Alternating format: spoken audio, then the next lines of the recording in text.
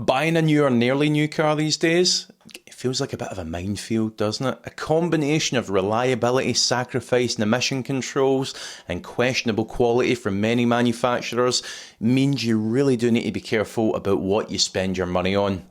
In this video, I'm going to cover a selection of new and nearly new cars that still retain a bit of that old school simplicity and reliability. Let's get into it, shall we? Hello and a very warm welcome back to the channel. So kicking us off today is very possibly the most old school new car that money can buy. It's the little Suzuki Jimny, and bear with me here because this is actually quite ingenious. So for a start, it uses a super reliable, naturally aspirated 1.5 engine, no hybrid technology. And that little 1.5, that's paired to either a basic manual or torque converter automatic gearbox. It doesn't use any modern emission methods like cylinder deactivation. It doesn't even have stop-start. Quite the opposite actually, with its ladder frame chassis and four-wheel drive. You might be thinking, how on earth have Suzuki managed to continue selling these, given how contrasting their traditional design is with modern emission standards and the outlook that the government has? Well, the answer is because Suzuki actually sell these not as cars, but as light commercial vehicles. That's why you'll often see them with no rear seats in them and a cage over the bulkhead. Because light commercial vehicles, or LCVs, they've got a considerably higher fleet CO2 standard to adhere to, and so Suzuki get away with it using this loophole. It is actually quite clever, isn't it?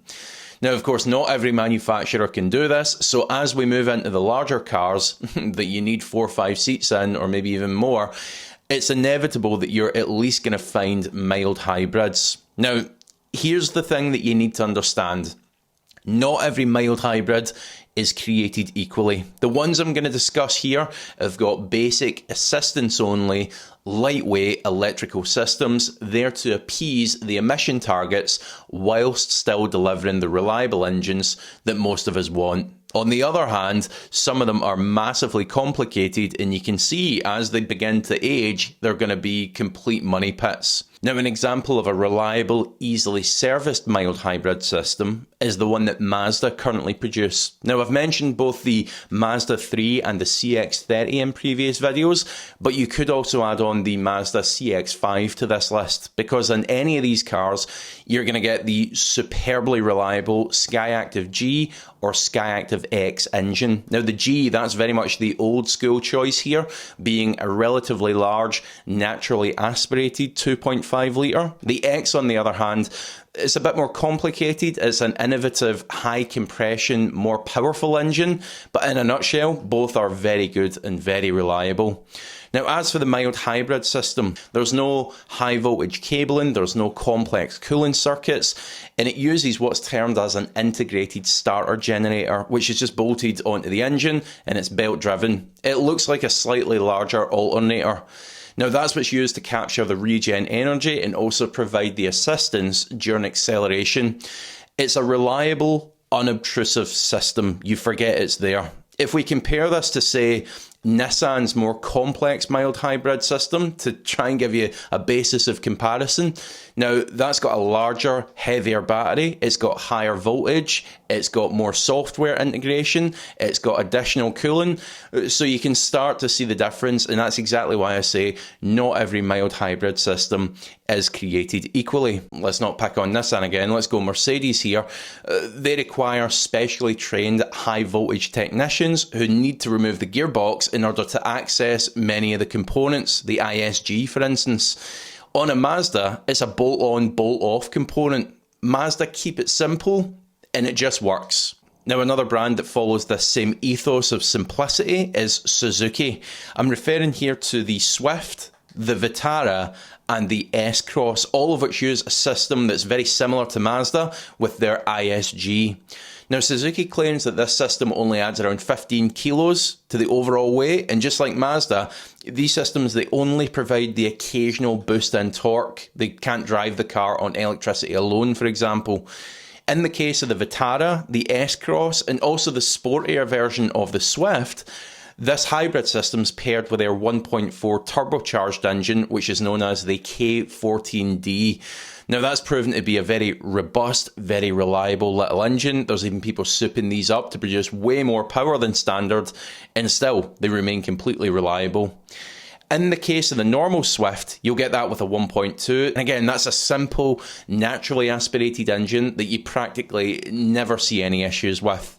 One small caveat with the Suzukis is I'd stick to manual. Where the Mazdas use an old school, reliable torque converter, the Suzukis use a combination of automated manuals and CVTs, which tend to be not quite as reliable or smooth really. Now the final collection of cars I'm going to go into here, they're all centred around one specific engine, and it's an engine that's often misunderstood as being hybrid only, but it is actually available in pure petrol form if you seek it out.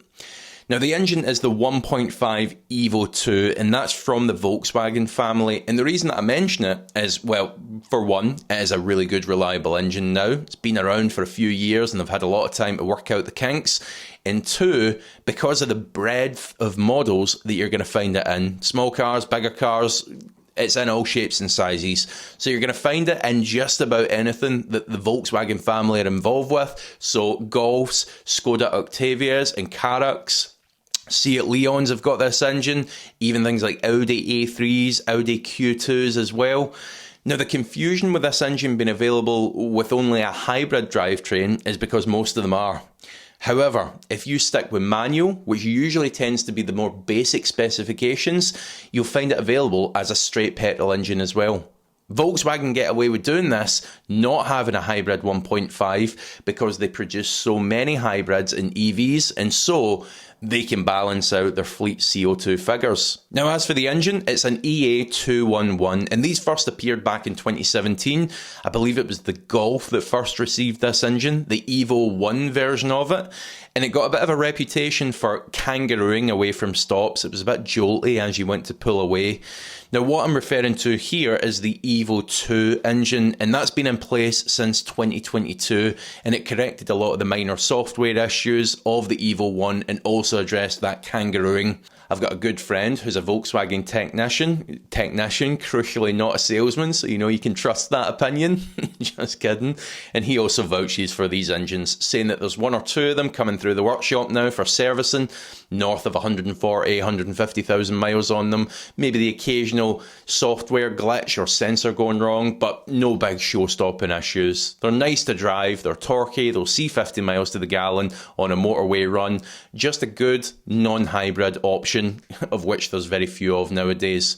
Now many of the cars that you'll find with that 1.5, they'll also have the option of a 2-litre TDI. Now that's the 2-litre turbo diesel. Again, it's been around for a long time in the Volkswagen family. Very reliable from an engineering point of view.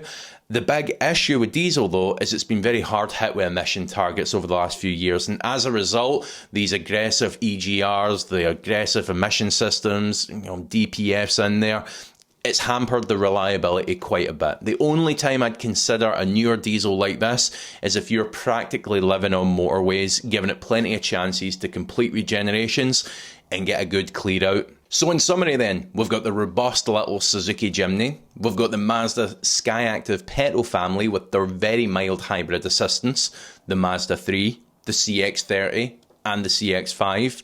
We've got the Suzuki range, which also approached the mild hybrid model with mechanical sense, and the Swift, the Vitara and the S-Cross. And finally, you've got the 1.5 petrols that you'll find in a host of different Volkswagen family cars. Please do hit the subscribe button, hit the like button, let me know your thoughts in the comments below, and I'll see you for the next one.